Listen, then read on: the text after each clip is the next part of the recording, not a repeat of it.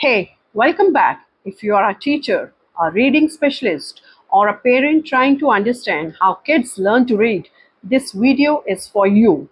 Today, we are tackling one of the most common point of confusion in early literacy education. What is the difference between phonic and phonological awareness? These two terms get used interchangeably all the time, even the experienced educators. And here is the thing that confusion has real consequences for students. When we mix them up, we end up with gap in our instruction and kids fall through the cracks. So by end of this video, you'll be able to clearly tell the two apart, understand how they connect, and walk away with practical strategies you can use in your classroom or at home starting tomorrow. Let's get into it. Okay, so let's start with the bigger picture. Both phonological awareness and phonic are absolutely essential for teaching children to read. Neither one is optional, but they work in very different ways. And the difference matter enormously. Here is a simple way to think about it right from the start. Phonological awareness is what I call the ear only skill. It's all about recognizing and playing with the sound of spoken language. And here is the key part: no print required, none, zero. You don't need to see a single letter. Phonics, on the other hand, is the eye and ear skill. It's where you connect those sound to actual letter and letter pattern on the page. It's the skill that allows children to decode written words. So one is purely auditory, the other brings in the visual world of print. Now, why do educators struggle with this distinction?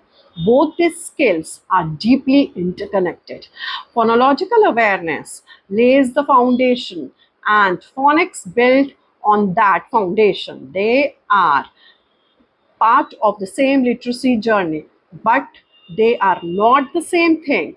And when we treat them as if they are, we skip steps what students desperately need.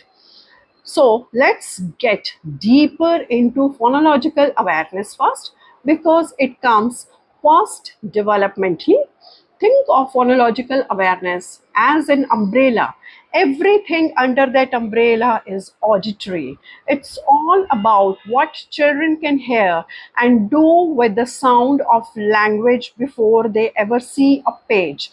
The goal here is to help students recognize that the stream of speech they hear is actually made up of smaller, distinct sound units. Let's look at three examples. First, syllable clapping. You have probably done this one. A teacher say the word sunset. The student clap twice. Sun, clap, set, clap. Or elephant, elephant. Three claps. This is the most basic level of phonological awareness. Students are breaking a word into a syllable chunk. Second, rhyming. When a child recognizes that cat, hat, mat all end with the same sound at, that is phonological awareness. They are running into the sound of ending. Again, no letters involved. This is pure listening. Third, alliteration of phrases like silly Sally sing song. Children notice that all those words start with the same sound. That's beginning sound awareness. It's auditory. All this happened before we ever introduce the letter, and that's exactly as it should be. Now we are going to zoom into one specific, incredibly important layer within the phonological awareness, and this one gets its own name: phonemic awareness. If phonological awareness is the umbrella, phoneme awareness is right at the center of it. The most precise, most powerful layer, its ability to hear, identify, and manipulate individual sounds called phonemes in spoken word. And this is where things get really interesting for educator. There are three big phonemic awareness skill you need to know. First is blending. The teachers say the individual sounds k, a, t. The student blend them together and say cat. This is foundational skill for reading. Then comes segmenting. It works the other way. The teacher asks how many sounds are there in the word cat. The student break it apart. K, a, t. Three sounds. This is crucial for spelling manipulating. This is advanced one. The teacher says cat. Now say it without the k, and the students say at. That's sound manipulation and it requires real mental flexibility. Here is a teaching tip directly from the slide. Give students small counters or coins to slide across a table for each sound they hear. One counter per phoneme. It's tactile, it's visual, it's powerfully reinforces what they are hearing. The combination of auditory and tactile is really effective, especially for younger learners. And here is a quick activity you can actually try right now. Even if you are just sitting watching this video, close your eyes, remove all visual input. Now say the word cat in your mind. You can hear it clearly, right? Now say cat without the first sound, without the letter C. What did you say? You said at. That right, this there is phonemic awareness. You just manipulated our phonemes in your head. No letters, no paper, no print, just pure sound manipulation. That's what we are building in student when we work on phonemic awareness, and it is a skill that must come before we expect children to succeed with phonic. Okay, now we have built the auditory foundation. Student can hear sound, isolate them, blend them, and manipulate them. Now, and only now we are ready to bring in print. This is where phonic begins. Phonic is the bridge between the sounds. Children already know how to hear and written symbols on the page that represent those sounds. There are three key components of phonic instruction. Step 1, alphabetic principle. This is the foundational understanding that letters and the letter pattern represent sounds. It sounds simple, but young learner, this is a revelation. This squiggly marks on the page actually mean something. They stand for sound I already knew. Yes, that's the alphabetic principle. Sound to letter sound correspondence. This is where student learn specific sound symbol pairing. The K sound is represented by letter C and sh sound is represented by digraph SH. This is the explicit systematic instruction that form the backbone of phonic program. Step 3, patterns and rule. Once student have the basics, we expand into digraph, consonant blend, the silent E, vowel team, and all the pattern that makes up code of written English. Yes, English spelling can seem chaotic, but there is actually a great deal of structure and pattern underneath it. That's what we are teaching with phonics. Let's put these two side by side in quick reference comparison, because this is the kind of thing that's worth having pinned up in your classroom. So the first feature is modality. Under phonological awareness, auditory only. For phonics, visual plus auditory, that's eye and ear.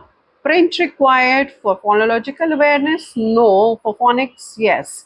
Core skill for awareness, hearing and manipulating sounds. For phonic, decoding written words. Example sound for awareness, how many sounds are in frog, and for phonic, reading the word frog from the page. Role in literacy for awareness, the foundation. For phonic, the decoding engine. Thinking of it this way, phonological awareness builds the ear for language, and phonic train eye to match that language. Both are non negotiable, but the ear has to come first. This brings us to one of the most powerful instructional principle in early literacy. What I'm calling the sound first rule. Always ensure student can hear the sound before asking them to write the letter. Here is how sound first instructional sequence should look like. Oral practice first. Student hear the sound, say it, not print yet. Sound mapping next. Student connect the sound to visual representation like placing a counter for each phoneme. Print connection last. Now we introduce the letter. This sequence makes sure auditory foundation is solid before we layer on print, and this reduces confusion dramatically. It builds confidence because students are never being asked to connect to something they haven't first internalized through sound. Here is the pro tip. And this is a game changer for struggling leader. If a student is struggling to decode the word sun, before you reteach the phonics pattern, pause and ask yourself, can this child blend uh, orally without any letters? If they can't, that's your real starting point. Go back to phonemic awareness before you move forward the phonics. You are not going backward. You are building the right foundation. Let me share three big classroom insights that come from truly understanding this distinction. Insight one, struggling leader. If you have a student who keep failing at phonics, they can't decode words even after you have taught the pattern over and over. The first thing to check is their phonemic awareness. Can they segment the word frog orally? Can they blend the sound? If they can't do it without print, they won't be able to do it with print. Assess phonemic awareness before reteaching phonics. Insight 2, fluency predictor. Research consistently shows that pattern accurate sound to letter mapping is one of the stronger predictors of reading fluency, stronger than sight word memorization alone. When students have solid phonemic awareness and phonic instruction, fluency follow naturally. Don't skip either step. Insight 3, what to avoid? Don't teach print based skill when a student can't yet isolate oral sound, period. Build the ear before eye. This is the most common instructional misstep in early reading. Now you know how to avoid it. I want to leave you with this beautiful idea. Literacy is a development continuum. It starts with that very first syllable clap, sunset, and it ends with the child sitting alone, totally absorbed in a book, reading independently for the joy of it. And every single step on that journey matters. So here you three takeaway from today. audit your curriculum. Don't prioritize sound awareness before introducing print. It should separate the how. Hearing and reading are different skills. Teach them intentionally and in the right sequence. Unlock the why.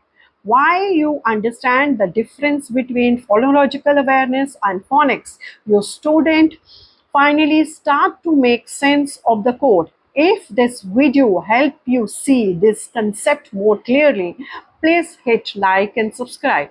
It helps this channel reach more educators who need it. And if you have questions or want to share how you teach these skills in your classroom, drop them in the comment below. I read every single one. Thank you so much for watching.